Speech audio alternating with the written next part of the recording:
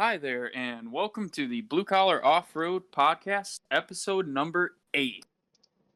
I'm here today with Luke, Graham, Cody, and myself, Kish, and I'm quite looking forward to this weekly recap. So, I don't know, does anybody want to start us off? No, Richie, I think you start. All right, I'll start it off then. Well, I actually did a thing over the weekend, and I went ahead and got myself a Dana 50 and a Sterling 10 and a half. I picked them Nice. up for 150, so I guess I'm actually starting my big boy adventure. Well, don't you know the internet says that front axle is going to explode? You're absolutely wasting your time and you're a worthless human being for putting it in. Well, if I remember right, the 50 and the 60 share similar outers. Just They do. the differentials I'm just a giving little you different. shit because I ran one. Listen, I'm just proud that I remembered that one piece of information. Okay, fuck off. It's like the one thing I remember. Oh, but that is I very bet you exciting. probably 20% of Dana 60 owners actually own a Dana 50. I wouldn't be might be a- surprised. Yeah. The kid I picked up the 50 from was originally under the impression that it was a Dana 60. That was actually going to go to you, Graham. But me and Luke ended up doing a little bit of digging around, and it was a 50. Yep. Honestly, It's just the 50 is gonna do everything you need it to. I mean, unless you're starting to do like 40 stickies and jump in the thing like it's a Matchbox car, I don't think you really have to worry about snapping that axle in two. You've done a great job keeping that 30 alive. I doubt you're gonna see the demise of that 50. Seriously. Yeah. thank you. Especially, That's exactly my mindset. Still a waste of time, but it's okay. We still think I've said it. I think I've said it before on the podcast, and I'll say it again. The only parts on the 50 that I've blown up are the Dana 60 parts. yeah, this you're is not true. wheeling hard enough. You're still on 37s. Fair. But Well, I'd I'm just still kidding. blow up the outers before I blew up the inners. Correct. My fuse is still absolutely. the outers. The way I see it, it was a set of 1-ton axles for $150. 7/8 can't beat ton that. axles. Sorry, Yeah, 7/8 7/8. ton. Oh no! Hey, you're still doing better than our current stock axles. I mean, seriously. Yeah, Yeah, the biggest I thing, figured slow. I'm sorry, Luke. Go ahead. in my opinion, the biggest thing that makes the 50 such a tenable axle is it corrects the issues of the high pinion 44 because you still have a larger gear set than a high pinion 44. Your inner axle shaft spline count is the same, but the U-joint is a Dana 60 sized U-joint. So from what we've experienced, I think between Graham and myself, is you pop the hub far, far quicker than you pop the stub shaft. Graham, I don't know Yeah, if that's and been your experience, I'm okay but with that. It has been. I had one freak incident where it blew the stub shaft. The hub popped, but didn't fully pop, and it locked up, and I was being dumb, and it was slick out, and the stub shaft went later. I still drove the whole day. It still acted like it was locked, but when I went to unlock the hub, it didn't want to unlock. And then when I took it apart, it was like metal dust in there. So, metal dust is a good thing. yeah. I mean, it drove home okay. Pulled all the guts out, and the unit bearing didn't fall apart. I don't know how structural that is on the inside. I know they explode and it compresses all that stuff, but I guess if there's no shaft, as long as it doesn't get to the main bearing, you're okay. I don't know. Fuck it. Yeah, that's still wickedly exciting. What's your plan with it though? What's your your time frame on that? I'm hoping a slow, like 6-month-ish part acquisition, and then just I'll get the axles down to the shop, hopefully during the summer, strip them, start like tacking brackets and shit in place, and then hopefully, next winter, the axles will be underneath the Jeep. So are you going to gear them before you put them under? Yes. Yeah. And control arms? I'll be going long arms at the Nice. same time. Radius or Long- 3-link? I'd like to go 3-link. Sweet. Yeah, so we were talking about this between Graham, myself, and you. With the cross member, are you going to be buying like the SFR off-road kit, or do you think that you're going to end up going with building your own? Well, I definitely have to do some shopping around to see what's actually out in the market because I haven't really looked at all. But Honestly, if making I my own is also a valid option. if I could redo it again, I'd go Stinky Fab. Genuinely, Yeah, Clayton's setup is sick, but it hangs down so far compared to like other options. Granted, it came like it's a beautiful piece. It does exactly what I need it to. The only weird thing is the upper mount is very weird. So your upper control arm mount, the bolt side or like the actual nut side is right up against the unibody. So I don't know exactly how that is handled, but Cody, part of that was we put your mount on the passenger side. If we used the factory bracket and put it on the driver's side, it wouldn't have been. Or I'm not the. talking about for the I'm talking about for the Stinky Fab kit. The Oh, Clayton oh, one, I'm the, sorry. yeah, the Clayton one is totally fine. There's plenty of room to get in there to get to that nut. But if you actually look at the Stinky Fab setup, the actual bolt holes, like, 'cause there's 3 slots for different adjustments, it's in the unibody. It's a very odd thing. I don't know It's exactly not how. in the unibody. It sits right up against it. That's why it's got the flag knot. Yeah. Oh, well, that's pretty cool. I guess I'll have to look more into that. But it's a pretty cool option. It definitely sucks everything up a bit more. I mean, granted, me, well, Luke definitely came up with the right idea with the control arm size because any rock that I hits the control arms and then slides past it. But I'm sure if there's ever a time that I get caught up in like a nasty rock garden like Graham did the other day or the other month when we were at Brookridge, I'm sure in a situation like that, I'm not going to enjoy the massive cross member, but definitely some lots and lots of options now with the amazing companies that are out there. yeah. Like I Yeah. said, I have to do some serious shopping around because I've never actually seriously looked to see what's out there. I do have the ability to make my own if that's the route I choose. Mhm. And then I'll also be doing a what the fuck do you call it? Traction Traction bar? bar? Yeah, a traction bar at the same time. Right out of the get go, so I don't have a lot of the problems that Luke had when he first went tons.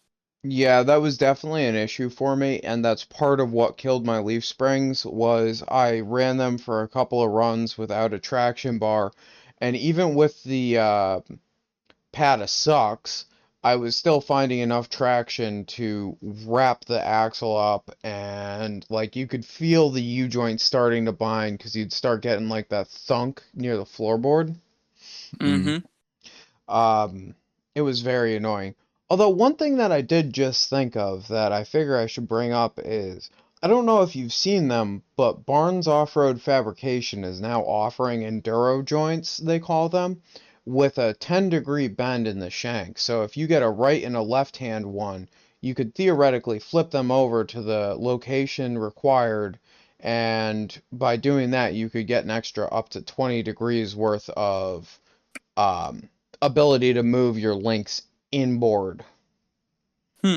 So that might make using the Clayton cross member viable, and that could simplify your build a lot. I do like the Clayton cross member because, like he said, everything rolls off of it, but it does hang a little lower than some of the other options.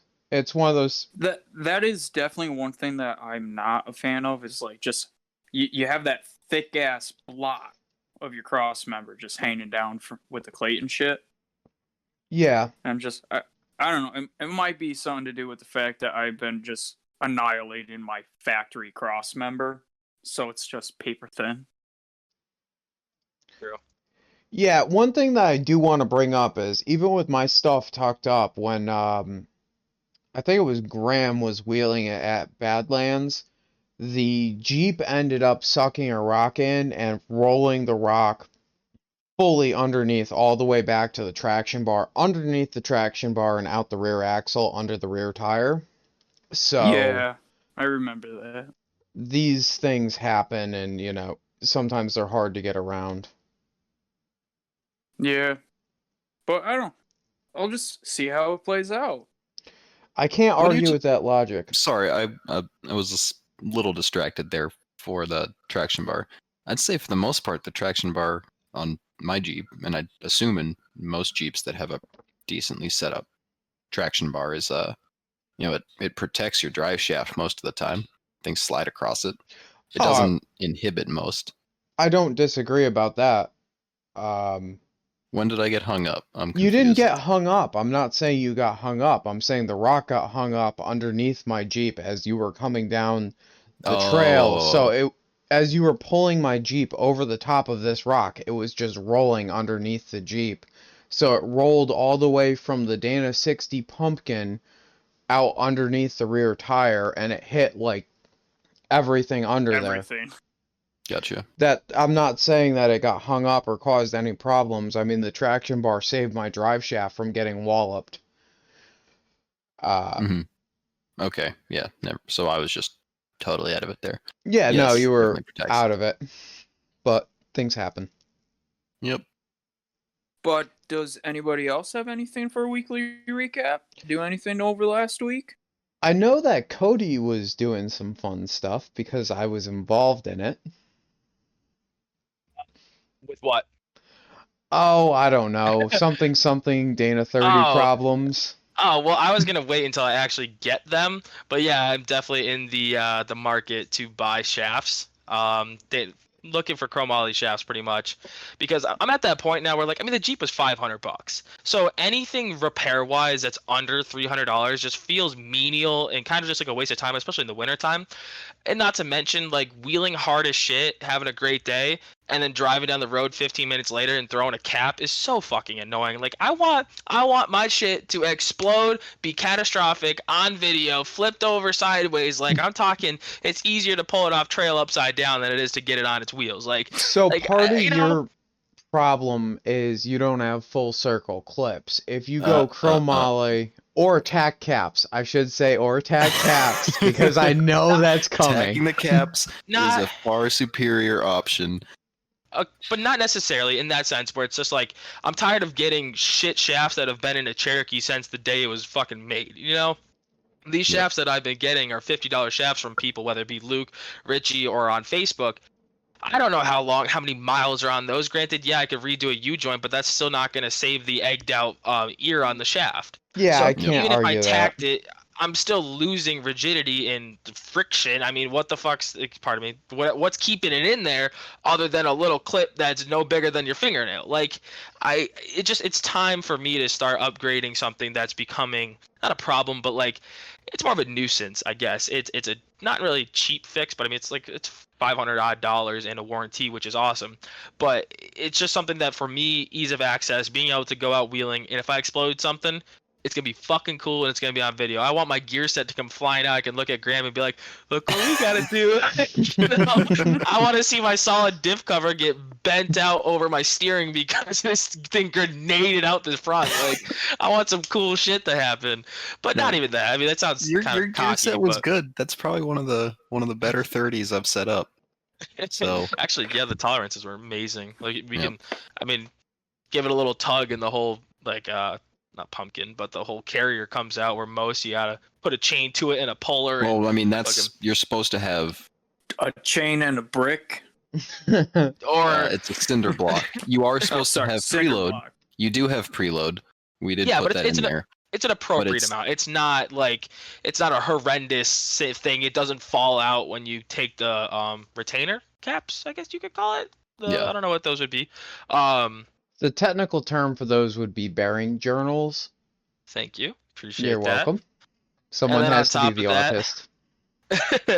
And on top of that, this week the girlfriend's Jeep is overheating due to a leaking heater core and also a leaking water pump that is it's been giving signs of distress. It's got that ceramic cycling noise that a bad water pump is going, and I'm tired of hearing the complaints and having to drive an hour to help her and do all that stuff. So we dropped that off today to go get that fixed because a buddy of mine's doing it for like $300 doing all that. So, you know, that's one of those prices where it's like, it's well worth it for me to not have to deal with it. And it's not that much. And so then she had my truck, so I figured it was time to put a new shaft into my Jeep, so that way I can take the stub shaft out of the wheel bearing and take the rags out of the axle tube to keep it from leaking.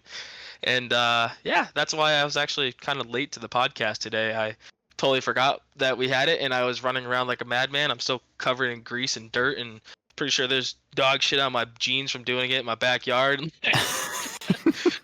These things What happen. about Caitlin's fan? I thought I saw something earlier this week about her fan being shit too. Well, it's a mechanical fan. I mean, I haven't tested the strength of it. Like, I don't know. It could be going bad, but I mean, it runs at pretty full strength. Like, you could put your hand in front of the radiator and even the tranny cooler and the AC condenser, and it pulls still. It pulls a decent bit. Okay. I don't think there's a lack of airflow. I just genuinely think that she's been having air pockets getting caught up in the system, and she doesn't know the difference. And it's kind of a pain in the ass for anybody to have to every single morning put coolant into it when it's cold, and then God only knows once it hits temp if it's throwing more air into the system because there was air in the block because of lack of coolant. It's just one of those things. Get it done. Her heat's been kind of shitty, so get it done. No smell of coolant when the heat's on, and less for me to have to deal with. Yep. I feel that. But other than that, I mean, I got plexiglass to redo my rear windows. I've been talking with the glass company about because they sell used glass, so it's one of those things where I talk to them about, hey, if you guys take it out for like, I'll give you the glass, so that way you guys can resell it. So my plan is to cut the plexi out, do riv nuts throughout the window. I guess not the window seal, but like the window well, and then riveting it in and doing silicone, just so that way if I'm on trail, like there's been way more than a number of times that I could literally tell you right now that I've been going down trail getting close to a tree and knowing that if my Jeep rocks more than 3 inches, that window's gone. Now I have to clean up the trail, and now I gotta have glass in my Jeep. Fuck that. I want to just break That the is window. literally how I wheel. Yeah, exactly. I'm tired I of that. try to get as close as I can to those windows. I Wow. try. See, I thought it was just you 'cause being that's bad. how it always fucking works out. I don't actually try to. That's just how it always fucking happens. I thought that was And I- just you being bad. It probably No. is. No, I Oh. remember at one point at my place, I was going up a brand new trail. Like, I had just cut it. And I was getting hung up, so I backed up a little ways, and I just slammed the fuck out of it. And I ended up watching in my driver's side mirror a tree just bounce off that rear quarter glass. It just bounced right off it. I'm like, what in the fuck? So, Didn't break. on a side note to that, two-door glass is surprisingly flexible. That stuff moves quite a bit before it goes ping.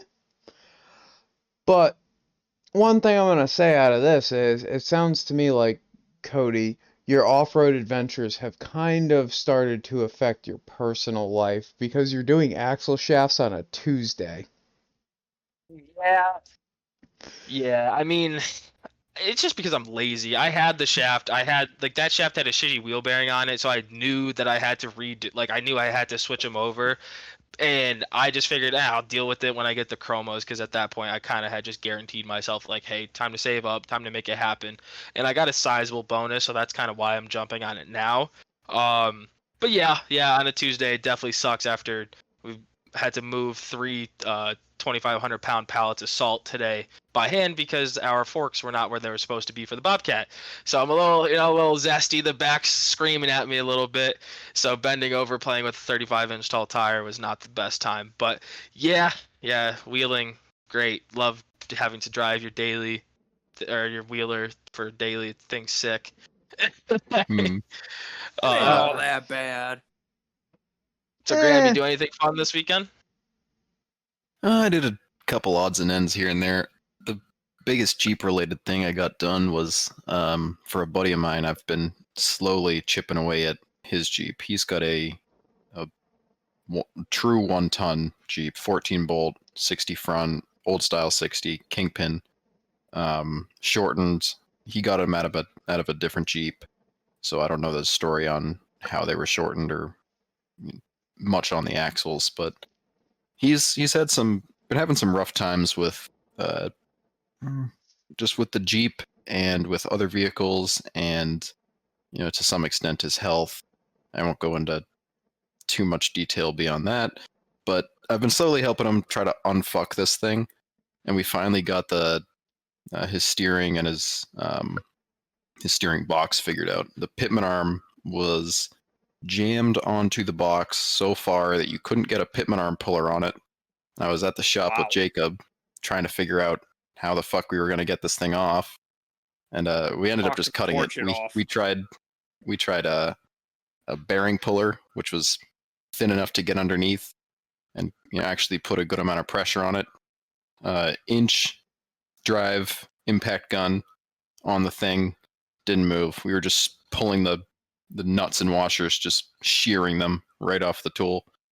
Oh Jesus. Tried oxyacetylene on the thing, then pulling, nothing.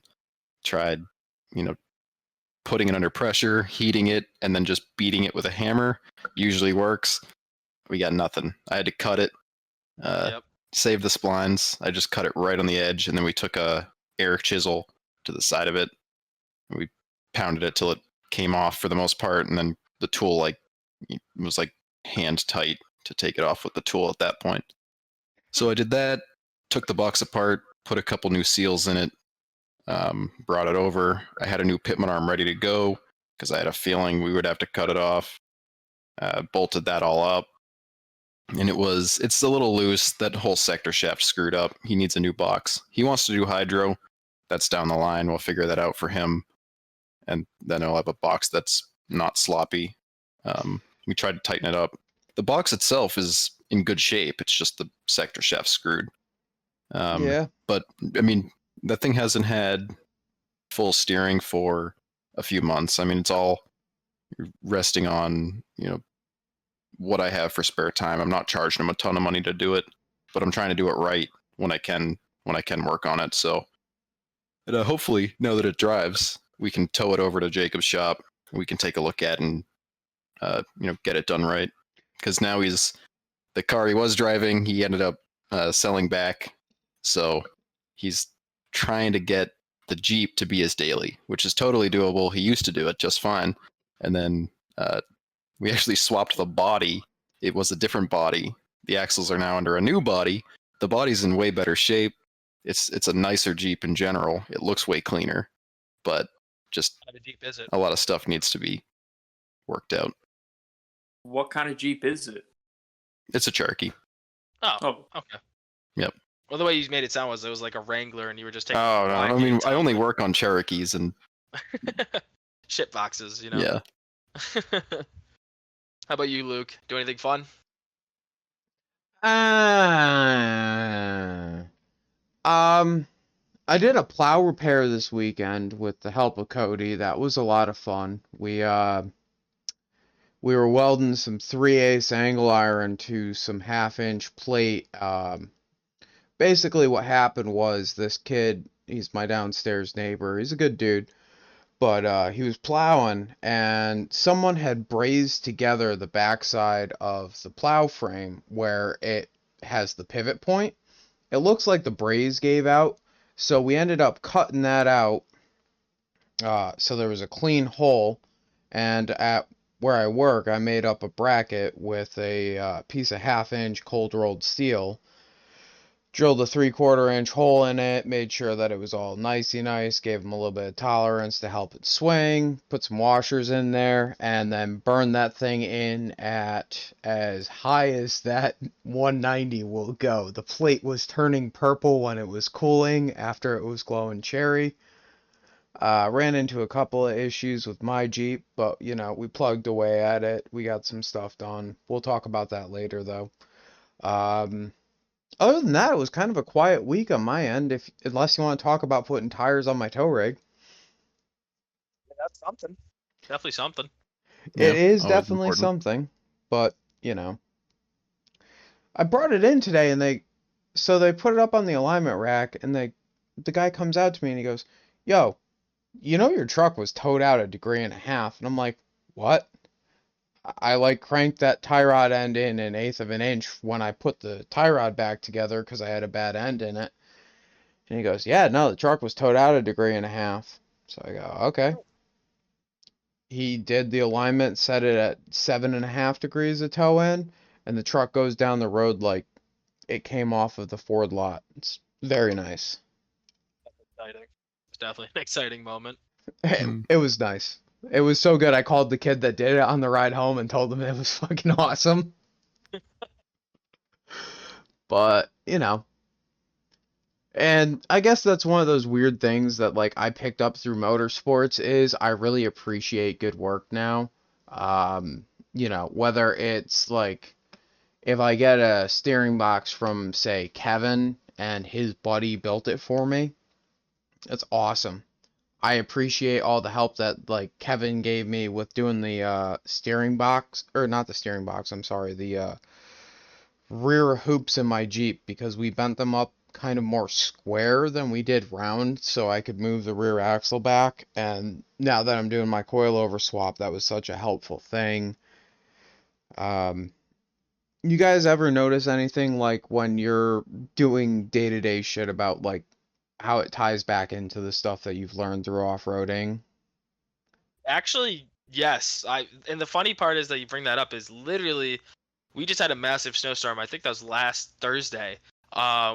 And right in the morning, I get there 3:30 in the morning. I hop in my Bobcat that has a snowblower attachment. So I'm playing with all the controls, start doing my thing, and like the worst part about this snowblower is the neck on it is kind of weird, like the chute, I guess you could call it.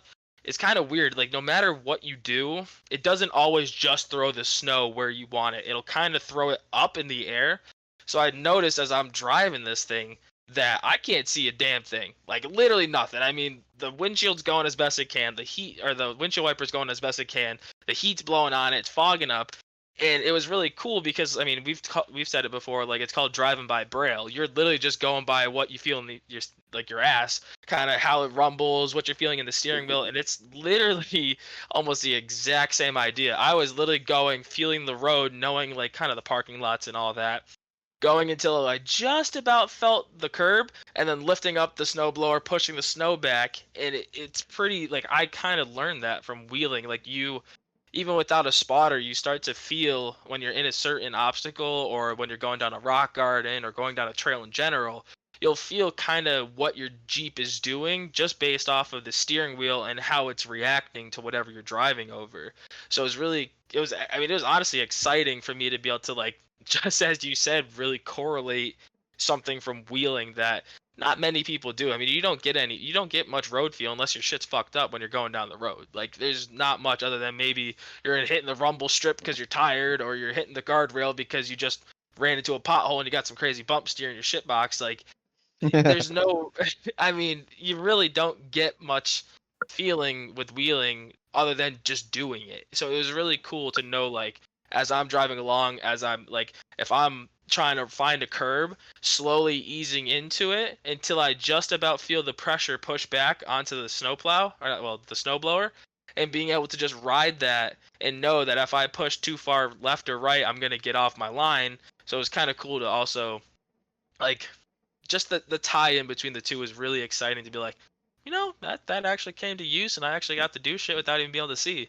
Like, One of the funniest things that I've found out through wheeling for me has been like, I'll be going down the road with my dad, and I'm like, yep, that thing's got a Dana 44 under it. Yep, that's a 14 bolt. Oh, hey, that's a Dana 70. Oh, look at that. We've got a Sterling 10.5. And like, I just end up knowing what axles have what and like all of that stuff because of the amount of stuff that's just passed through my shop. So it's like, I know a lot of random details about vehicles that you shouldn't. You know what I or mean? or even like the plow today, like what is the chances that, or not today, but this past weekend, like what are the chances that you would have learned to be able to make something like that and know confidently in yourself that, hey, I can weld this together for you, so that way it's a lot cheaper going to me than it is going to another place, or knowing that what size bolt is going to work with what size chain. I mean, that's got to be some correlation as well, right? Yeah, that stuff, like, it kind of ties in more with my job, but it definitely does tie in because it was, for me, the off-roading stuff's given me a major confidence boost to be able to look at other work and be like, okay, I can do this. Because if I can weld up a 1/4 inch thick tab to hold my control arm in while I am, bouncing rev limiter and just letting it eat, trying to get up this obstacle. Well, if I can do that with a 1/4 inch tab, I've got the welder, heat it up a little bit before I go to weld it, and everything was gold, or everything went great, and I'm not worried about it. I know that that plate's not going to come off because I've done similar projects for my wheeling stuff, you Yeah. know. Drive by braille. I like that. That's a good term. You definitely feel Yeah. like it in some gardens, depending on the angle. Am I right? Like, That is definitely the right way to say it, though. I mean, you could throw that's Luke saying. Don't get me wrong, I totally stole that from him. But like, it's so true. I mean, just in the sense of when we were in Soggy Bottom up at Badlands, like driving through that mud puddle, like you have no idea what's under there. No matter if somebody's standing over the like if they could be on your hood looking down, be like, oh yeah, look at that, there's water. I ain't gonna help you nothing. Like you're driving in it, and like you slam into something, you have to be like, oh, was that front diff or rear diff? Well, let me hit a little harder and see if it pivots, or let me turn. Like, like it fits so well. I will say that trail is one of my favorite trails there, and I don't actually like mud all that much, but I like it because you have to set yourself up to get out of the lower, like, water crossing, if you will, correctly, and you can't see the bottom. And then when you go to actually leave that section, you have to give it the beans. So you have to, like, feel your way into the line and then be willing to fully commit to what you're feeling. You get up into that, and then you go into Copperhead, and Copperhead was like, that was a solid trail. It was fun getting your XJ through it. I want to get Kishes through it this year. Mm-hmm. Got that easily, dude. Easy. I mean, you don't get me wrong. You could definitely fuck your shit up in there. Just ask Graham. Mind your line, drive it right, and I could promise you'll get through it. No, I mean you might lose a quarter panel or two because of dropping down into much bigger rocks than what we have, but Yeah, it's still a good trail though. Like that middle ledge in there is a lot of fun. It's probably about 4.5 feet tall, so when you go to step up into that, depending on where you're trying to hit it from, even in a 1-ton rig on 40s, you kind of have to give it a little and whatnot. But as you were saying, Graham. I mean, I was just gonna comment because Oh. I didn't make it through Copperhead. Well, if you want to add to the It, conversation, it then I denied guess. me immediately. I mean, as far as wheeling, or I guess the sport in general affecting my daily life. I mean, I've said this before.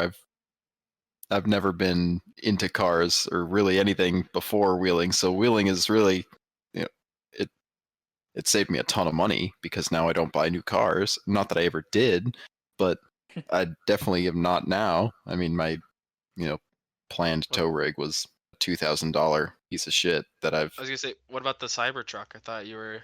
Oh, no. Zesty I about mean, that if thing, I'm come on. swimming in money, just as like a fuck you, sure, I'd get it. I'll watch a fucking movie while my tow rig drives me to the lot. I mean, you can't beat that. I would. Yes, I'd throw away the shitbox truck for a Cybertruck if I could afford it. Uh, just because it'd be funny. I think the thing looks ugly as sin. Don't get me wrong, but See, I think it actually looks kind of cool. I'm not I gonna don't know. lie.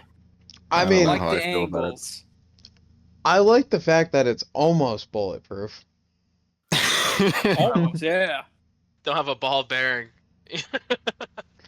It'll blow through that thing. But go ahead. Sorry, I didn't mean to cut you off. Oh no, I mean, I'd say for the most part, it's given me way more confidence in my ability to, fix my own vehicles. I'm not a mechanic, unless it's a like heavily modded Jeep thing. I don't fix cars, but at least on my own stuff. Like, I mean, I knew nothing about this truck. The only vehicles I care about are the ones I work on and I own. And for a long time, that was just the Cherokee. I knew nothing about other Jeeps. I mean, other than the ones that had the same or similar drivetrain and setup as the Cherokee, right? So TJs and that's it. I knew TJs and XJs, but I got this truck, 2500 GMC Sierra 2002. It's a shitbox. It is what it is. But I've learned a ton that I've been able to apply from the Jeep to the truck, just as far as, and in some cases more, because I'm not building it to beat on. I'm building it to drive. So, I mean, those things rot out. So it's been a lot of body work, which is just adding to my skill set Repertoire. to some extent. Yeah, it's just expanding what I already knew, and the confidence from working on all the Jeep stuff has transitioned well, I'd say. Yeah, and it- one oh sorry.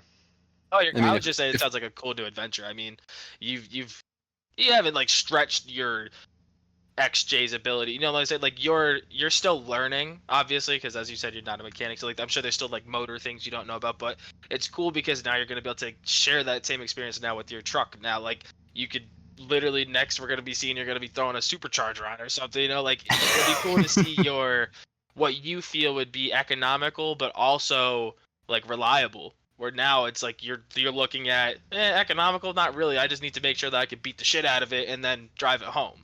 So Yeah. it'll be cool. I mean, that's the other Next, thing is Cody? Oh, the sorry, economics is already done, right? I've paid nothing for the thing. If you're gonna buy it, like, not to shit on Luke, but you got the F-250. I don't know what year it is, but you spent a good chunk of change on that thing. I've spent maybe a third, or probably a quarter, more realistically, on mine. Yeah, Oh, he yeah. got the You thing have for a on steal, yours. though. I mean, Hmm? in reality, he got that thing for a steal. Yeah, That's all. and I know, but that's what makes it for me that much more that much cooler, right? I've Yeah, got the okay. time to spare. I enjoy doing it, so it's not a huge burden on me, right?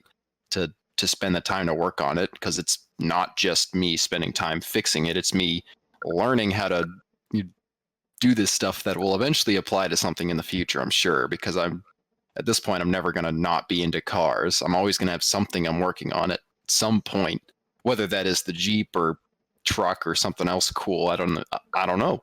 So I'd say that's the biggest way it's affected me, and it's that's what I do now. In my spare time when I'm not doing nerdy computer stuff. I'm working on cars. That's just how it is. Yeah, That's a perfect tie-in, Graham, for what I want to say. I think your next step is going to be converting your truck into your homemade Cybertruck. Yes, I support I this. don't know. Because, I mean, you are a fucking nerd. Yep. Yeah, That except for came out Tesla way stuff more is- aggressively than the too. Yeah, except for I Tesla like motors are keeping it still separate. I like things. I like my computer stuff clean, and I like my car stuff clean. And when you add computers to cars, and this is messy. coming from a computer guy, you get a mess. I'm sure it's that's just another thing I haven't really gotten in too far with the car side of things, is the electronics. I do not enjoy car electronics at all. Computer electronics I do. So I don't know. At some point maybe I'll make the connection, but I haven't yet. I haven't figured it out. Hey, look, you're muted, buddy. Just wanted to throw that out there. There he goes. sorry about that. Can I like defend my F-250 now, or Yes, you is can. that not acceptable? No, you're not allowed It's to. Shit. It's dumb. It had death wobble when you bought it. Fuck that thing. Oh, Well, yeah. just dig the pit deeper. You're gonna need a bigger ladder. No, I love that truck though. Honestly, that thing's sick. So, our buddy Ryan, he's in the off-road club, and I was talking with him. I'm like, I had this '09 Chevy 1500, and the thing towed okay, but I kept eating through brakes. And that to me was just like obnoxious. Like, I was putting a new set of calipers in the thing every 6 months. I was putting new pads on it every like 4 months. And before y'all start screaming trailer brakes, my trailer brakes work fine on the trailer. There is zero problems with them. They were set high enough that they would happily, like, if you were to try and panic stop, they were just about locking up the trailer brakes. You know, like one step below skidding the tires. So, I don't think the trailer brakes were a problem, but this truck would just eat brakes left and right, and I'm left to the conclusion that it was due to towing because Now, no? was the trailer thing? Hold on. I'm just gonna just quickly Oh, to what you were saying. For the trailer brakes, was that loaded or unloaded? Would it do it? Because that does matter. that Unloaded, was I could no, that like was I'd already. loaded. That was Okay, cool. loaded. Okay, I okay. made sure to check that with it loaded because my Luke's always Cherokee, been pretty good about that. Okay. yeah, my Cherokee weighs in at I think we crossed the scales last time at 52. So it's a Good. healthy, girthy monstrosity. Um, Luke also like adjusts the trailer brakes per load, like yeah. because he sets it differently for my Jeep than his Jeep. I Cool. know Okay. that from experience. All right. I just had to ask. That's all. Go ahead. You're good. No. So I was talking with Ryan and he wheels a Bronco, but he had a 7.3 and he ended up getting rid of it and going to a 6.2 gasser. And I'm like, Ford gasser. And the thing that's stuck in the back of my mind is like the Triton motors, you know, the 5.4s and the V10s where they like to shoot the spark plugs. And he's like, no, dude, the thing tows great. It's been awesome to me. I don't have any of those problems. The thing is just, I turn the key and it goes. And I'm like, huh, all right, whatever. Found my truck and, you know, I had some issues with the dealership because they didn't know what they were working with. Ended up going to Ford to get tie rod ends and a track bar, but they said when it came in, the alignment was out 5 degrees of toe. So, like, that right there is enough to cause death wobble, in my opinion. Um, And then, you know, like I got that fixed. I had to deal with a bunch of BS there, and the thing's been good to me. I just put a new set of larger tires on it because it's got 430 gears. So I went from a 31 to a 33 to try and get it like closer to a 410, I think. But it's been good to me. And the people that you meet through wheeling end up helping out with shit like that often. You know, Isn't Ryan's truck also white? Ryan's truck is Yes. also a silvery white. It's not quite white, it's not quite Okay. silver. Okay, White. it's not the same color. It's white. It's white. close enough for you to go up to them and go, "Oh my god, you guys are twinning!" Yep. White Uh, truck gang. Don't let it die. Nah, white trucks are where it's at. Especially the That's dad mod trucks because you never oh get yeah. stopped. Thing is Oh yeah. awesome. Like, set the cruise control at 70 miles an hour with the Cherokee behind you. Who is he? Where is he going? And does it even matter? Nope. So you saying I need to paint mine white? I just Yes, I finished painting am. the bed silver. Yeah, you White. fucked up, Graham. Yeah, I know. Yeah. I should have just Gets- painted the cab.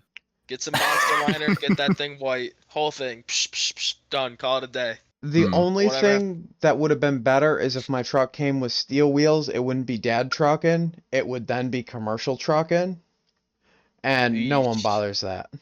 That's not true. I mean, Ryan just got pulled when he was heading up to Badlands. He got flagged into the way station. And then he's like, "So what's up?" And they're like, "All right, we need your commercial license, this, that, where you're going." He's like, "I own this truck. This is my truck." They're like, "Oh, okay, see you later." But I mean, Oh, the DOT and Stadies hate commercial trucks. I mean, I get looked at all the time. Anytime I'm in a parking lot, if I have a DOT truck, they're like, "So what's going on with this?" Blah blah blah. So I'd stay away from the commercial look if possible. okay, so keep the dad trucking going. Yes, Yeah. as much as possible. Yeah, just spray paint not for hire on the side so they know. Or just get a sticker. Mm, Yeah, how that's about it. neither of those options? I've got like a homeowner trailer too, because I'm not you know, I don't have a 12K equipment trailer. I've got like a 7K Appalachian car hauler, so it's pretty boring. But so I mean that kind of speaks into what I was thinking about getting a 3500 dually Duramax, but I'm also considering moving to Connecticut. Like the problem is now Don't that do I it. have to go, I have to go to commercial plates. I have to get a commercial license. Now I have to get DOT numbers if I'm going commercial with the actual vehicle, or I have to get not like I legitimately have to get a not for hire sticker. And the worst part about that is if I'm towing a trailer that has a 10K rating or more, you need a CDL because it's a commercial plate. It's fucked. It's Yeah, one of I the get by with combination plates, and they won't yeah. fuck with you if you're towing less than 12 or less than 10,000 pounds behind you. You generally get left alone. But if Mhm. you have a 12K trailer, then they start like looking into it more, from what I understand.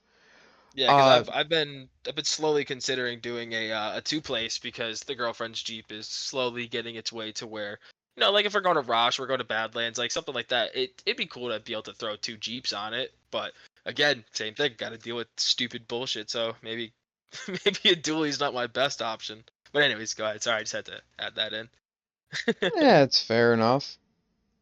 Um, we do need to get Kevin on to talk about, or to talk with him at some point in time, because I feel like he would be a good conversation, between the K-pop? buggy, yeah, K-pop, between Oh, the fuck buggy yeah. and everything else.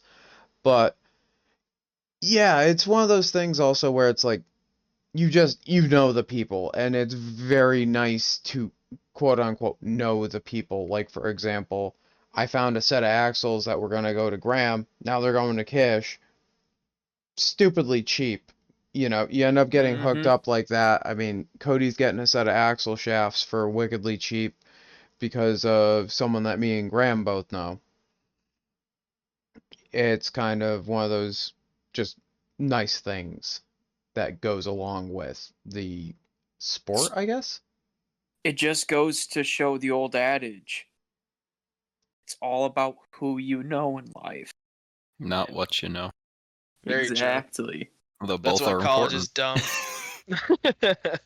But that definitely ties into like my Jeep. I wouldn't have a 44 if I didn't know Graham. I wouldn't have a 14 bolt sitting in the back of my truck if I didn't know Colin. Wouldn't have a That's possibility of a still back 60. there? Hell, where else am I gonna put it? Thing's heavy as I shit. don't I'm not. fucking know. I thought you would I have taken it out by yeah, now.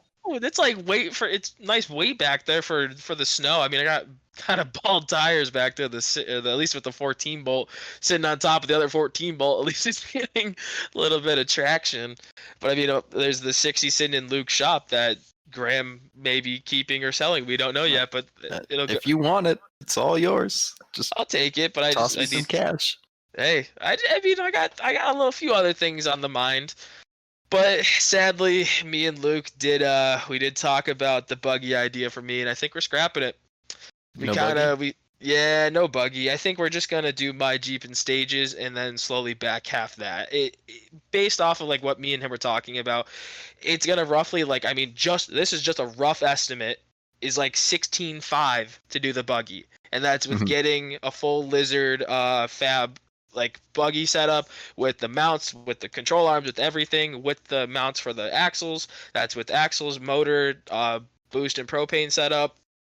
It's just one of those things that like you can't do it in steps, or you do it in steps, but you can't drive in between, Yep. where with the Jeep, I can do the cage, do the axles, do the back half, like in that situation, it's still gonna be like 12.5 in the end for tires and all that, but I think that's the play. And also, I don't ever see Caitlin running blacks with and red obstacles in it. So I as we were talking, it seems of a more economical standpoint to build hers to run blue trails and black obstacles like my Jeep currently does, and allowing her to have fun in her own Jeep, but then also building mine to be dumb and stupid. So, Yeah, well, with hers, Yeah. it's also her daily, so it's like, it's kind of a not question as to how far she wants to go with it. Doing an 8.8 and a high pinion 30 or maybe JK axles wouldn't be that hard to do in a relatively quick but decent succession, and she could go right into running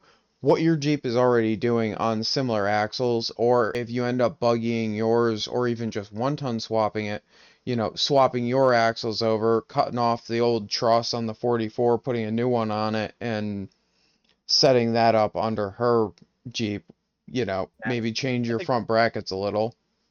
Yeah, It'd I be think that great. might be the best bet. Yeah.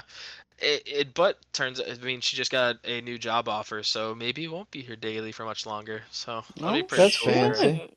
Yeah, I Get- mean, getting a Cybertruck. That's what she's gonna get. Cyber. No, dude, Daily I've been Cybertruck. pushing. I've been pushing. It's called It's a Hyundai Onyx. We have one as a work company car. Dude, this thing is sick. I'm not kidding you. They're like 18 grand brand new, like no miles on it. They're a hybrid. It gets 65 miles to the gallon, 890 miles to the tank. It costs $10 to fill the tank, and the thing fucking drives on its own. And it's, dude, I mean, how can you go wrong? You put I don't know, $4,000 down payment on it. Your payments are like $390 a month. It's hard to complain, and you got a warranty. So I've been pushing that, but I mean, she thinks the car's ugly, but I don't know. Yeah, but Fuck it doesn't ugly. matter. Yeah, when you're spending $5 a week on gas, like it's hard to complain. Jesus. Yeah. Yeah. I wish the F-250 I was spending $5 a week. Normally it's like $50 a week in gas. Same. I put 150 in my truck this week. It's been horrible because I've been down to Connecticut and back 4 times already. So yay. Oh, I'm Jesus. sorry. Oh, that's because the girlfriend's Jeep wants to overheat, and then Luke wants to hang out, so I go help him, and then also had to go and pick up Christmas cookies. And then also tomorrow. Oh no, she has my she has my truck now, so I won't be doing any more. And then also today I used it for work, so I had to put my own gas in, but then obviously I was reimbursed. But still, it still adds up in the end. But less about me. Yeah, yeah. So Richie, what back to the old topic at hand. How do you feel that wheeling has impacted your day-to-day life? Oh fuck! It a lot. I mean, shit. Back in high school, when me and Luke were working on his first Cherokee, I got proficient enough with welding that I was able to get myself 2 separate jobs as a welder. You know, and between those 2 jobs, I worked. What's this? 20. I worked 3.5 years of my 5 years, 6 years out of high school as a welder, just because I got good enough from working on Cherokees to do it. I mean, that's And kind just, of you know, sweet. I've been I'm constantly pulling skills that I've learned from working on the Jeeps and building everything for them, you know, for each of my jobs. Yeah, it has helped me with the creativity a lot because, like, you know, trying to fit a 3-link around a starter, figuring out how to get a scrap piece of metal down a chute at work is not that much more complicated, if you know what I mean. it is something very similar along those lines for me at work. Just I'm constantly grabbing random pieces of what everyone thinks is unusable metal, and I'm using them to make beautiful, beautiful quick fixes. This is true. Yes. I think See, it's just like a thing that I watched on TV before the podcast here. It's a $1 fix for a $10,000 problem. There's quite a few of those at my current job. Duct tape is always They're the answer. fixes. They are genuine fixes. They are solid. Hey, man, I all I'm did gonna 'em say is Real cheap. all I'm gonna say is that I also have started getting more and more of the, hey, Luke, I know you know how to weld. Can you fix this chair for me? And things like that too, which are always fun. A chair? Yeah, a chair, like a older metal chair. I got asked to What? it was like I'm sorry, like a bar stool. So Okay. and it broke. it So I broke. fixed it. So I welded the thing in place because they kept putting bolts in it and they blew the bolt holes out. So I filled the bolt hole with weld and drilled that out, and then I just welded the leg mount to the legs, or like, sorry, the place that you put your feet to the legs. And A stool is if it breaks, you can just flip it over and just sit on one side, like one leg. I mean, it'll keep you supported very well. what? It's fine. It's fine. You know. Have you been hanging out with Kickstand. Colin? Uh, Oh mean, But god. that's a also good the point, fact though. that I use also the fact So- that I use my Jeep as a skidder for when I'm cutting trees and shit down to heat up my house for the winter. That's pretty cool. That's Yeah, I pretty fair. mean, dual purpose. Yeah, I mean, I definitely can also say the friendships that I've gained through it too. Not even just for like for parts and whatnot, but well, kind of about parts is like I've become pretty good friends with my my parts guy. I mean, I literally get stock replacement parts for $5 over cost, and it's awesome. But I mean, like I called him up today and it was like, hey asshole, I need this, and that, and he goes, is it actually for a Cherokee? Because yesterday you told me you needed brake lines for a '95 Chevy, and you needed a Dakota steering box, but like, is it actually going on your Jeep? So it's pretty cool because you also get to share the same experience that like you've learned, and like the quick fixes like Richie was saying, and you get to share it with other people who aren't even involved with the sport. But then Oh, yeah. it opens up their mind to where like the this kid at the parts store has a I think it's a '01 1.8 Volkswagen, but then he realized that instead of going with that shitty turbo that he could upgrade it to a different style turbo that came off of, oh god, I forget the name of the vehicle or what vehicle it's from, but like he was able to go online, go through some forums and be like, oh, I can get a way better turbo that bolts right up. So Yeah. it's just pretty cool to like, share that experience. Yeah, I will say, being buddy with your parts guy definitely helps.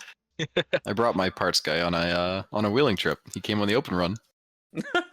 He's the manager, so I know a couple of the guys at the store I go to, and we have a company account there, so we share it amongst a few of us, and the prices don't change too much. It's not, the company account isn't necessarily worth it, but they're always giving me shit because I never bring in like easy problems, right? It'll be like, okay, well I need this part, but it can't be for this, and it's got to be this specific one. So they'll flip the computer around and show me all the ones they have and say, okay, that one, that's the one we need. I can't So- think of a good example, but there's like steering box seal kits. Who the fuck buys steering box seal kits at a parts store? Nobody. Nobody does it. It's like, okay, give me like 2 of them because you're gonna have to order them, and I know I'm gonna have to do another box at some point. It's like, okay. Hi, Graham. No, it's just like how my coworker, when I had first started at my current job, he was telling me about how he had to swap the transmission in his 2500 Dodge. And I was like, well, I know it's a little different, but I've gotten pretty good at swapping transmissions with my buddy Luke. Yeah. I'll lend a hand. And he just looked at me so bewildered that I would actually offer to help swap the training. I'm like, it sucks, but it's not that bad. I've done enough of them to not hate my life. The truck transmissions, those ones. Ugh. Yeah, At he least almost the broke his Chevy. arm. The Chevy Oh my ones. god. I haven't done a Yeah, Dodge one. fucking when we were pulling the old transmission out, we had it completely free. We were just about to start coming down with the jack when it just fucking yeeted itself right off the jack. And it started coming down right onto his arm, but I stuck my arm underneath the tail shaft and I just levered it, and it was enough to like just miss his arm. Nice. Yeah, that could've Fuck been bad. that. I was taught as a young age that if something is heavier than you are, don't fucking catch it. Yeah, well, Don't it even try. It was definitely one of those quick decision, quick react things where I didn't put too much thought behind it. fair. Mm. That's But I definitely mean, fair. both of us were fine. You know, I had a fucking bruise on my arm. Whoop-de-doo. Yeah. So Luke, I was just gonna say, thanks for the help this weekend, Cody. With splitting that doubler. The thing's a pain in the fucking ass. yeah, not to mention the awkward bracket that you received. I mean, how long did me and Luke were looking at this thing, looking at the diagram, looking back at this thing, looking at the diagram, and we're like, I don't think this is right. Yeah, Might be dumb. Very good option that we are just dumb, but yeah. you So can't fit like, a square peg in a round hole. Like, yeah. Yeah, So so I like, what's got. going on with that? So the full story is I got my shifter kit, and I've been waiting on this to get the doubler to go in because, well, you know what? I dropped a good chunk of change on this. I traded some parts and I did a couple other things to get this doubler. I I paid like $1,000 and there were some parts traded to knock that down. And I'm like, all right, well, I want to make this thing work. But I got my JB Fab shifter kit, and I'm not throwing shade at the guy. I think I might have just gotten the wrong bracket or something. This stuff happens. Whatever. Like, I totally don't blame the dude. Things happen. Um, but I'm frustrated because either I have to machine a new bracket to get my shifter to work, which, whatever, it's not that big of a deal and it's just another hassle.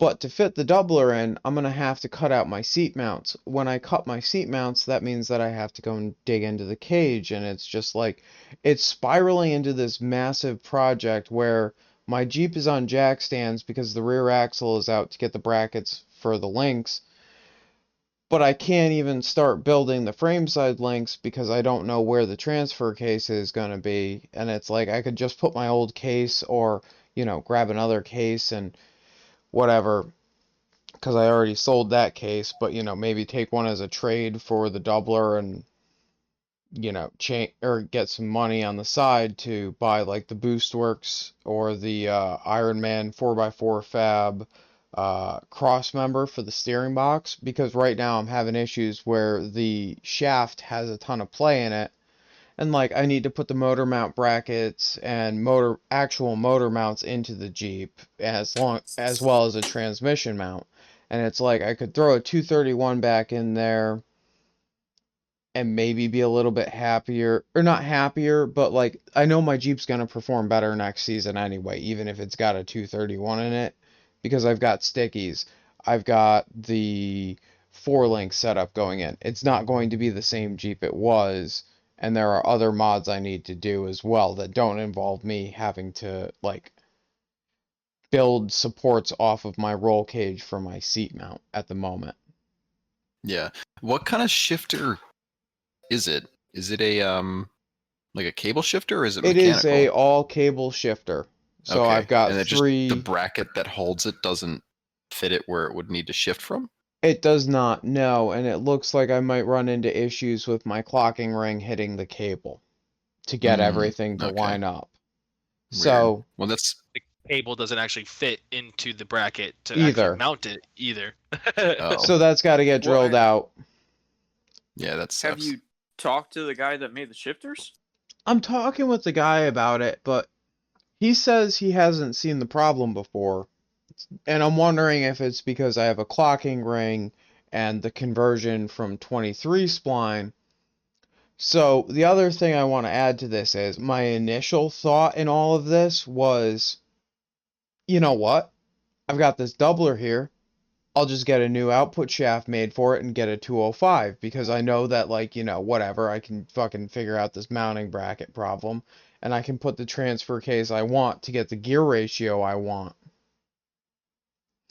I'm actually a little worried that the 6.4 to 1 or whatever it comes out to is going to be too low. Well, that's why you have a doubler. You can disable super low. That's I the can whole point. disable super low, but I would like the low range, if you will, to be like closer to a 5 to 1. So I'm almost debating letting the extra money just sit in my savings account, working a bunch, like I'm working through Christmas,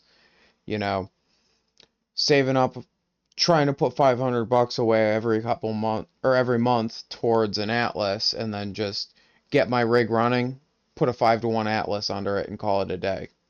Or buy an eco box and do a 205 like what you're doing, Graham. Yeah. Overall, I mean, I haven't fully put everything together because I would have started to last weekend, but I was busy, and hopefully I'll have time this weekend. I was planning on trying to actually be cutting my Jeep up this weekend, but it's not going to work out, and I've got to work this week, so it's not going to happen. But hopefully soon, I'll be able to either get my. I have to figure out if I can get the Jeep into Jacob's shop, or if I'm going to do it in my driveway. I'd like to do it in the shop, but if I can't, do it in the driveway. You should do it in the shop. Doing it in the I shop want to. motivates you to do it because you can work in warmth. And there is something to be said about even if it's What are like you talking about? 60 I degrees. built my cage. I in, know. like, You're the dumb. external part in 10 You are days so in dumb. the freezing cold. Well, Yeah. my aunts and uncles and other family members were like, "What are you doing out here? Why are you working on this?" It's like, 'cause I this don't is think the only that time I'm gonna have to build this stupid thing. I know, but it is in my humble opinion, it is far easier to work at 60 degrees because you're able to comfortably wear a hoodie and walk around the shop doing what you need to do, and your fingers all function and everything functions happily. They don't get randomly Yeah. stiff. You can Yep. get down on the creeper, not on the concrete floor, but on the creeper comfortably. Nah, fuck that. You want to be as cold as possible. You want to be completely as stiff as possible. Everything has to like not be functioning properly. That is when you get a good A lot of product. fit in a coffin, but not for working on the Jeep. Okay, but If I do it in the shop, it'll be way cleaner. I'll be able to spend more time working on it. The downside is I don't want to be stepping on Jacob's toes. He's got a bunch of projects in there going as well. Partially, projects that I'm bringing in for him, and I'm trying to, like I was talking about, other Jeep I'm working on, I'm trying to get that in there. So, I mean, it's going to be a busy winter. I mean, it's going to be a lot of work between his stuff, my stuff, and there's stuff we're trying to bring in to pay the rent. So, although I'll And be by- honest, if I'm busy, I'm generally a little bit happier with what goes on in the shop. Like, I'm excited to have Kish's floor pans come in. I'm excited to go and fix the exhaust on the tow rig. I'm excited to go and help Cody with whatever he's doing. Because it's something to break up my Yeah. my stuff. yeah, you don't have to be thinking about the monolithic project you've got going on. Yeah. I'm even more excited for my floor pans. Nice. Yeah.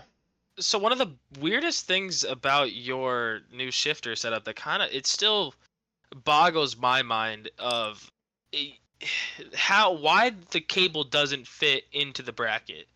It just genuinely, like, you have two parts that came from the same kit from the same maker. Even Yeah. regardless of the interference issue of where it's leaning up and over the doubler as if it were to hook up, but like that to me still doesn't make sense on how, regardless of the company, I heard they've done great work, but to me it just seems like something on their end was wrong and they're failing to make amends of it, just because I how don't can- even know, like, he offered to ship me another bracket with the correct size holes in it, but I'm like, I mean, I thank you for offering that, but that doesn't solve the issue of the brackets hitting my clocking ring.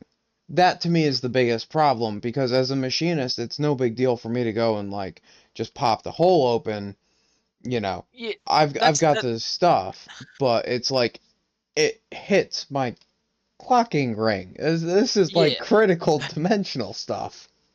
I don't even mean it like I get that that's like obviously the major problem. I mean it more in the sense of, like, it seems like that there was a greater chance of things being wrong if even the hole for their own shifters isn't correct. That's where, to me, it's like that's kind of odd that, again, especially because at the end of that cable you have a thread, so that way it mounts properly, so you get the right depth on the cable, so you have to have it in a straight line, but still, like, the fact that that hole isn't even big enough for the cable that they made that also made the bracket, like, there's a gray area there. It's like, okay, so what else could be wrong on their end? Like, I don't think it's a matter of your clocking ring being any bigger, smaller, whatever. Like, Yeah, that just seems and very odd to me. I will say this though, like for the quality of the shifter, if I were to go with the Eco Box, which I'm kind of like leaning against right now, but I would get their shifter set up again, to run with the EcoBox in the 205. I think there was just like maybe a quality control issue or something very minor on that side. And I think part of the issue is I've got the reduction down to the 23 spline. So like I could bolt a Dana 300 up with the clocking ring and there wouldn't be an issue. But I don't want to go out and buy a 300, you know what I mean? Um, You've already got the 20. yeah, Might and as it's well. basically the same case. Which is a So- mistake. I personally think that you should sell it. I think right now, I mean, I think you should keep the cables because they're fucking baller as shit, and all while you get a new mount or whatever it may be. Nah, I'm gonna sell But the if you- cables with that because it's such a specific kit. Oh, I Um, did. I thought you were saying that it's the same style as like an Atlas, or like if you got the 300. No, unfortunately, like if I were to buy an Atlas, I would have to buy the shifter kit with it. But still, going through some of the vendors that I know, like Chad, you know, you're talking about $2,400 to get an Atlas shipped with shifters. Yeah, I mean, I personally, I would see a Rubicon T case for $1,200 being way more feasible than. I really want the front digs. After wheeling with Jamie, I really, really want the front digs, and it's like, man, I could just drop an Atlas in there 5-to-1 with the correct 1350 flanges on everything. Do the front dig thing till I'm like launching chunks of red label across the comp course at Roush, and the transfer case isn't gonna blow up. That's my big thing with it. Or like I could do that with a 205, and I know that the transfer case isn't gonna blow up. And even then, it's still like I think it's 5.4 to 1 gram for your low range. Yeah, sounds right. It's Then why did It's you pretty buy low. your current box then if you are now saying that you want just like Price point, and I thought it was going to be less hassle than it is. okay. You know, like I didn't think I was gonna have to cut my seat mount out to fit it. And Cody, to your point, I would have done a 241 OR if I could have found one for a reasonable price. Everybody wants a ridiculous amount of money for those things, which, I mean, they're great cases, don't get me wrong, but I've blown up two 231s because I didn't have enough fluid in them. I don't really want to buy a 241 OR and then end up blowing it up because I'm stupid and don't have fluid in it. So Yeah, but Or aren't what's you the gonna difference blow here, up a 300? 231 eco or like a eco box or whatever Atlas? else? Yeah, Yeah. anything. If you don't put fluid in it, or oh, I mean, I know that. I know that. dry packing, or I know. It's not a good excuse, but and the other half of it, I guess, is it's fun to build shit. Like, So are you saying if more in the sense of it's easier to find a 300 than it is to find a 205 or whatever you said it was, Graham? Luke? I don't know. Mm. I Is that wouldn't what say you're it's saying? Because you easier. blow it up, it's more accessible, I guess? It's or... not so much that, it's the input shaft.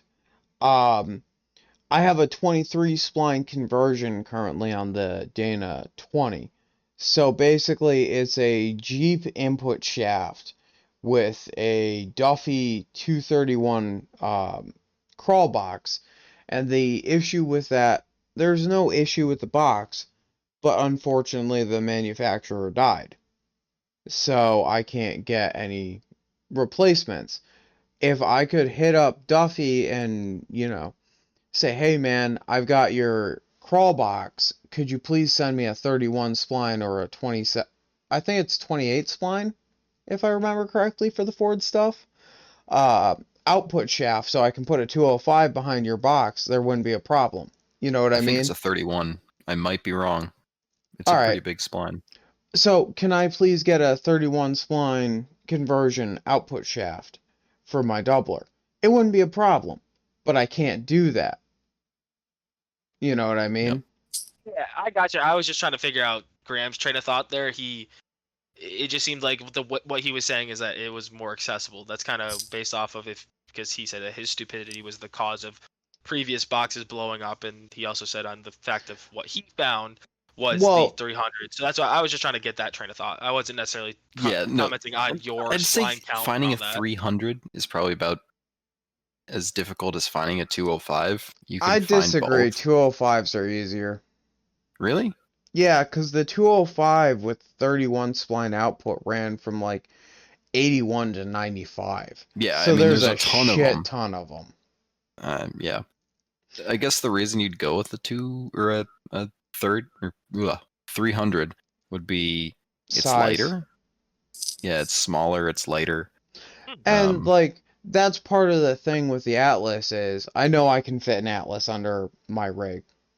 It's like Stock, like that's that small, or it's not It's like not stock small, but small, it's- but with the way that they're set up, I'd have to beat the floor pan in compared wow. to having to cut out my seat mount.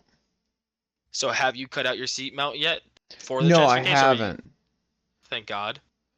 But at the same time, it's like I could go and I could, machine myself up a bracket to make this thing work and run the cable shifters that I have now with what I currently have and just accept that it's like going to happen and, whatever.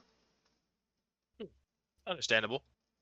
So have you decided? I know I know that was kind of the point of this, was for all of us to get. I honestly haven't because like on one hand I want to do front digs, on the other hand it's like save the money and not take the time and change stuff to do it again. But at the same time, front digs and I've got stickies sitting at the shop, so actually like having a low range would be kind of nice. yeah.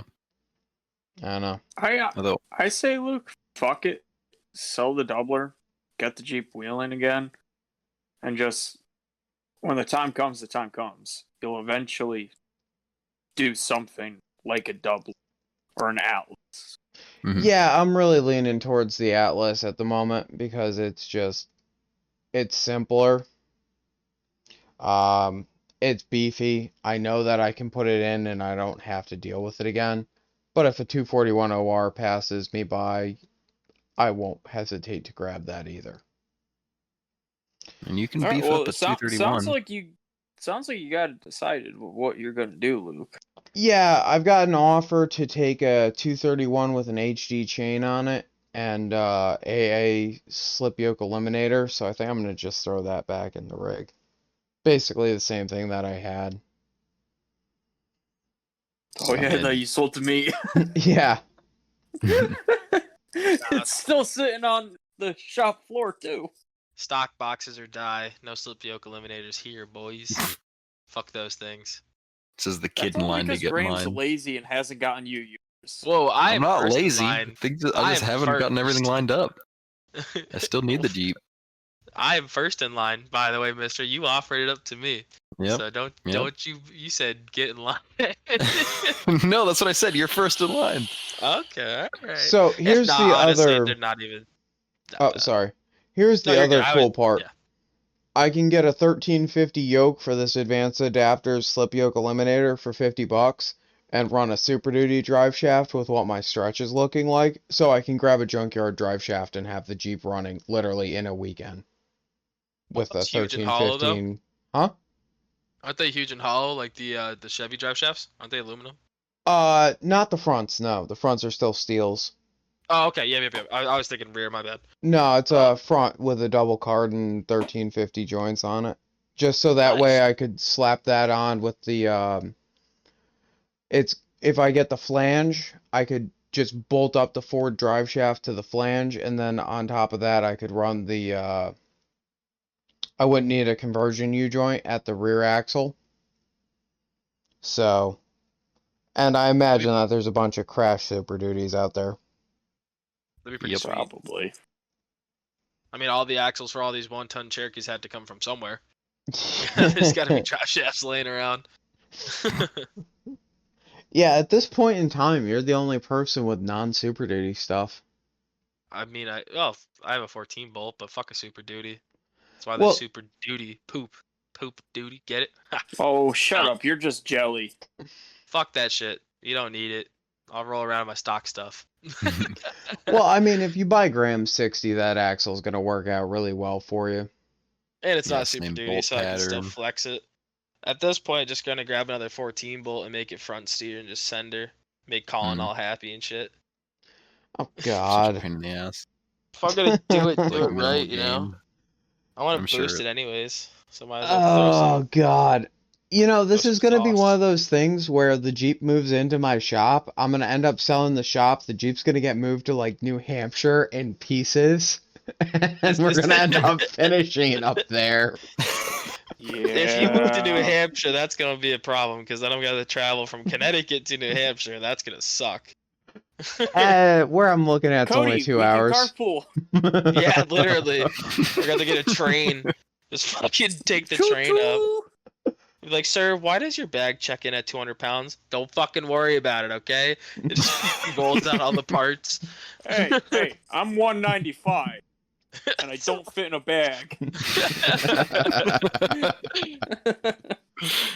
I am back at 210. I feel fat. I feel You that. fat, dirty fuck. Yeah, COVID definitely was not a help. I could Oh God, assure no. that. What are y'all drinking this podcast? Cause like I've killed like 4 of these Mango Cafe beers. They taste kind of like a sour, but Huh. they're like I guess a mango sour. They're pretty okay. Huh. Yeah. Drinking I haven't had a mellow sour yellow recently. peach. Yellow peach? No, mellow yellow peach. It's That's just what a you're drinking? yeah. Oh yeah, good old non-alcoholic. I've Fair got enough. a Jack Jack- Abbey in front of me. What's that? Jack Rich- Daniels. Yeah. It's always Jack- Jack Daniels. Jack Daniels Fair. for Richie. I've got a Jack's I have a Abbey. problem. Oh, no, you don't. What is it, Graham, that you're drinking? It's a Jack's Abbey Hoponius Union. It's a hoppy Fuck. lager. I don't think it's an IPA, but Probably pretty tastes good. like one. Jack's Abbey you can't go wrong with. Like all their stuff's good. Mm, Shameless plug. Yeah, I would have stopped Shameless. at the store and actually gotten something to drink, but I was too busy doing everything else and missing the podcast. So Oh, figured fair it'd probably- enough. Well, I delayed going to the shop because the girlfriend wanted tequila. So Fair. instead of going to the shop, I went and got her tequila. So tomorrow after I get out of work, I'm gonna have to run up there and grab the bottle because I got my 10-pound spool of wire, and there's no sense in having a bottle with 500 psi in it. I'd like to see Yeah. that like 2100 before I go into Christmas break so I can get Yep. everything done. So If you I'm can putting actually weld. Yeah, and I was thinking about it. I might modify my cross member, and just bend up like a DOM hoop to go over and split it into 2 sections. So hopefully it would clear future doubler setup. But that was just a random thought. You're doing a hoop to All right, What's so Graham, explain it again. picture 2 pieces of 2x5 steel with braces that go into the unibody, split in the Oh, center okay. so that the drive shaft has room to go in between.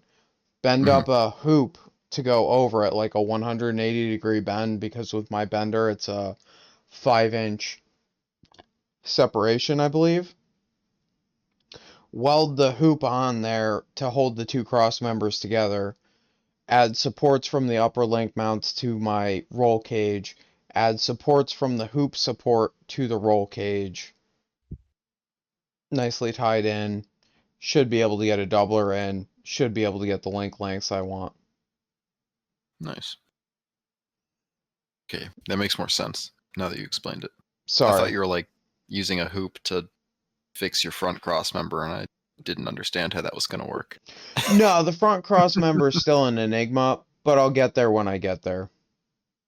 Just weld it back up. Put some more bracing on it. I'm probably gonna Send it. do that, and then I think I'm gonna get the Iron Man motor mount or the SFR motor mount and transmission mount kits, because they sell the whole thing for like $450, and it comes with the plates for the engine, it comes with the motor mounts themselves, and a transmission mount. I will say, I have an Iron Man transmission mount. It's not in the Jeep currently. It your mileage might vary. You don't have the 2000 Cherokee transmission mount is in a different spot. It's a different design entirely, and I had a hell of a time getting that Iron Man one to fit. I had to cut. I forget where I had to cut, but there was some cutting involved to get it to even come close to fitting, and I have to like rip the transmission to one side more than it wants. I had to go back to a stock one because I couldn't get the transmission crossmember in and out by Yeah, myself. It was such a he pain in the ass. changed the mount style about 2 years ago on that, but I'm more I mean, leaning I've towards got a the. relatively new one. It's within the past year and a half, I'd say. Oh, all right. Well, I'm more I leaning mean- towards the SFR kit anyway. I love the mount. I hate to rag on it because it's a good mount. Like when I put that thing in, those shifts were fucking like you felt them. Like it was solid. It wasn't going anywhere. I'm hoping I can use it in the if I redo my crossmember in the front when I end up doing the doubler, and I can add another similar style mount to the 205 and then have the Iron Man one. Yeah, well, part of on the the reason transmission, I'm but- leaning towards the SFR one is he offers it in all poly. And I know a lot don't of want all people poly. don't like It's a all unibody. poly, but the No, reason that no. I am leaning towards it is because any mount that I put on the back of a 205 or an Atlas is going to be poly. That's what they're all sold Why would you do as. that? Why wouldn't you just put a rubber mount like everything else? I Poly's prefer the better. strength. It's not though. Not on a unibody. So Poly is it's- only okay if I mean But that's the point. That's the point of poly, though. So that way you don't go to a solid mount and you have more rigidity than a rubber mount. That's literally the point of a poly the mount. amount of so that way- rigidity you're gonna get from a good rubber mount is incredible. For If how you don't long? have a solid, if you don't have Brown Dog motor mounts or an equivalent, I know Iron Man and Stinky Fab, like you said, make them. If you don't have a rubber version of those in already, do the rubbers first. If you don't like it, take the rubber out and put in a poly. But I swear to God, you're not going to want the poly after going to the solid rubber. But for how long is that rubber going to last? You are putting so much force. So now, not to mention, you're talking about putting a doubler. Now you have even more torsion on all of those components. Your rubber is going to get deteriorated even quicker. The point of the poly is to have some give enough so that way you don't cause those stress factors on a unibody. You know compared who to, would like, be a really solid. good to have on to talk about this? We I should don't have know. Hackbar back on. Because I know that he's got poly mounts and whatnot on his doubler, but I Huh. forget what he's got for his transmission and motor mounts. So we Well- should ask him about that next time we have him on. Yeah, everything I've heard is if you have a poly transmission mount, you have to do poly motor mounts because you'll wear out the weakest mount first. Mhm. So if you're gonna do one component, stick with it. If I can't convince you to not use poly, it is what it is. But I'm telling you, a unibody Jeep, solid rubber mount will be more than enough, and it will give you so much more. It's I mean, surprising yeah. the amount of control you get back from a good mount. I've heard that especially with with leaf spring mounts, or not even mount, like a shackle mount. I've heard that before too, where if you use a poly mount, it'll cause more stress on your unibody if it's not stiffened because of flexing between the leaf springs. I've heard that with control arms, going from like a solid mount with a Heim going to a poly mount or using a rubber bushing. I mean, I've heard all the arguments, but based off of what you were saying, the point of the poly mount is exactly what you're arguing about a rubber mount. It's lasts longer than a rubber mount.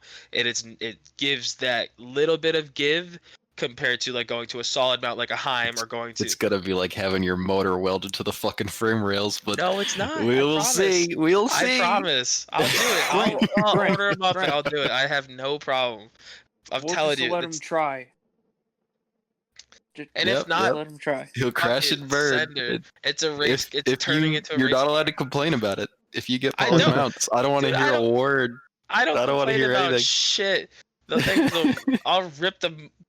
I'll rip them off the motor before anything because I'm not getting those brown dog massive fucking motor plates that you guys want me to get for $1 million. All right, So well that's- then your motor mounts are just gonna shear off. Just Correct, ask that's- Colin.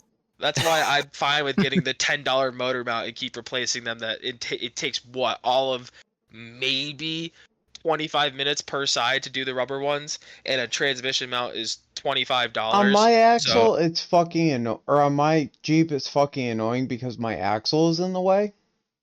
So, in order to do it, I have to bust out the ratchet and like actually pay attention to what I'm doing to get to the motor mounts. Because even with swivel sockets, it's eh. Why wouldn't you just get it from the top? They're literally right there. What about the bottom bolt? I mean, that's simple enough. It's one bolt. I know, but still, they're fucking annoying. I mean, And yeah, I I guess can't you're get the right, gun because in there. my upper control arm would be in the way, also my drive shaft. So I guess My you're issue right is in the that sense. whole It's like, fucking axle is in the way. well, my upper link's not on that side, so I'm a liar. But I guess on the other side. But I see what you mean. Yeah, your axle is definitely a lot bigger. I don't really have to work. Well, not even, because isn't your motor or well, no, I guess you're right, because your axle like is in line with like the front of your oil pan. So I guess you're not wrong. Yeah, I moved the axle forward, and just due to the location of where it ended up, it sits right in line with the motor mounts. I feel like we Oh, covered quite a bit though today. You guys want to Yeah. kind of wrap it up? Yeah. Yeah. Yeah, I think we'll leave it at a poly versus rubber. Rubber is superior. I'll just say that before we close out. Well, make Let, sure. let's see what our listeners say. Let's Yeah. try to get some that's a good actual point. feedback. Yeah, rubber And poly. again, if you made it this far, then clearly you have enjoyed the podcast. Please, please, please, please do not forget to review and write a rate and review. We appreciate every single one of them, and thank you for listening. I Yep. did see we had a 5-star review on Apple Podcasts. We had like 3 5 stars. Let's go. Yeah, nice. Keep it Cool. rolling. Appreciate Pretending to do well. All right. Have a good night, guys. On that note, nope, I'm doing the ending. On that note, that. take out those poly bushings, throw in those rubbers. We'll see you Fuck next time. those things. Fuck.